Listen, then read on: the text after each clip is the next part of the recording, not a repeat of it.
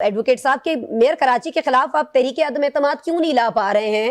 کوئی واقعتاً آپ ایسا اقدام کیوں نہیں اٹھا پا رہے جس سے واقعی کراچی کے لوگوں کو، خاص طور پر ان فیملیز کو، بیچاری غریب فیملیز کو سکون مل سکے جن کی لوگ چلے گئے ہیں؟ 80 شہری صرف مرتضیٰ وہاب کے ہوتے ہوئے یہ کھلے مین ہولز اور نالوں میں گر کر جان سے گئے۔ دیکھیں، اس میں ایک بات تو میں نادر قبول صاحب کی جو بات ہے اس پہ پہلے وضاحت کرنا چاہتا ہوں کہ سب کو معلوم ہے کہ کراچی میں جماعت اسلامی نے 5 لاکھ ووٹ لیے تھے بلدیاتی انتخاب میں، اور پیپلز پارٹی کو صرف 1 لاکھ ووٹ ملے تھے، ریکارڈ کے اوپر موجود ہے۔ لیکن میئر ان کا بن گیا، جماعت اسلامی اور پی ٹی آئی کے جو ہے 292 نمائندے موجود تھے، ان کے پاس صرف 242 تھے، لیکن میئر ان کا بن گیا۔ سب کو پتہ ہے نا کس طریقے سے بنا۔ پھر جو قومی اور صوبائی اسمبلی کے انتخابات ہوئے، سب کو معلوم ہے کہ حافظ نعیم صاحب کو بھی سیٹ جتا کر دے دی گئی تھی، لیکن پورے پاکستان میں واحد حافظ نعیم صاحب تھے جنہوں نے اس سیٹ کو ٹھکرایا اور کہا کہ یہ سیٹ میری نہیں بنتی۔ کسی کے اندر اتنی بڑی ہمت نہیں ہے۔ اچھا، ویسے سیف الدین ایڈوکیٹ صاحب، ایک تو میرے پاس ٹائم ختم ہو گیا ہے، ویسے کتنے افسوس کی بات ہے کہ ہم عام عوام کی جانوں کی بات کر رہے ہیں۔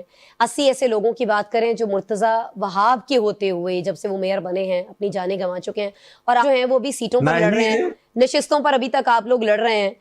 میں کوشش کرتی ہوں واٹر بورڈ کے چیئرمین جی مرتضیٰ وہاب صاحب واٹر بورڈ کے چیئرمین ہیں نا، سیدھی سادھی ذمہ داری ان کو قبول کرنی چاہیے۔ مطلب دوسروں پہ، تیسرے پہ، چوتھے پہ ذمہ داری کیوں ڈالیں بھائی؟ آپ واٹر بورڈ کے چیئرمین ہیں، وہ خود سے ذمہ داری اگر کبھی قبول کر لیں، اگر ان کو کبھی خود سے خیال آ گیا اور انہوں نے خود سے ریزائن کر دیا تو ٹھیک ہے، آپ لوگ بے بس ہیں کیونکہ آپ لوگ ابھی تک کچھ نہیں کر پائے۔ نادر صاحب، پھر سے ذکر دوسرے ممالک کا، چلیں بہت دور کوئی یورپ کا ادھر ادھر کا میں ذکر نہیں کرتی، ایشیا میں اگر آپ 5 کوئی ایسے ممالک، انفیکٹ آپ 5 ایسے شہر جب اگر آپ گوگل پر جائیں گے کہ جہاں اس قسم کے ایڈمنسٹریٹو مرڈرز ہوتے ہیں تو ان میں ایک نام کراچی کا آتا ہے۔ سر، ہم یہ نام کب ہٹتے ہوئے دیکھیں گے؟ مزید کتنے سال چاہیے پاکستان پیپلز پارٹی کو؟ 17 سال تو سر ہو گئے۔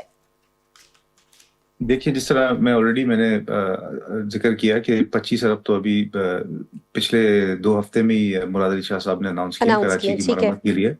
اس کے علاوہ بہت تیزی سے کام جاری ہے کہ 4 پروجیکٹ پہ، گرین لائن منصوبے پہ، یہ تمام کام انشاءاللہ ساتھ ساتھ ہو رہے ہیں۔ اور جو جس طرح ایڈوکیٹ صاحب خود کہہ رہے ہیں کہ جو روڈ کٹنگ کے بعد جو روڈوں کا حال ہے 31 جنوری کے بعد، اس پہ بھی کام ہونا شروع ہو جائے گا۔ تو انشاءاللہ مجھے امید ہے کہ within 2 years کراچی کا نقشہ ہی بدل جائے گا، اور ایک جو ڈیزرو کرتا ہے کراچی، ایک ماڈرن اور ایک سٹیزن فرینڈلی سٹی، وہ انشاءاللہ بن جائے گا۔ کل ہی مرتضیٰ وہاب کا میں ایک ایموشنل پریس کانفرنس دیکھ رہا تھا، وہ کہہ رہے تھے بھائی سڑکیں گاڑی چلنے کے لیے ہوتے ہیں، آپ لوگ ریڑیاں کھڑی کر دیتے ہیں، فٹ پاتھ پیڈسٹرین ٹریفک کے لیے ہوتے ہیں، آپ لوگ دکان والے وہاں پہ کرسی ٹیبل لگا لیتے ہیں۔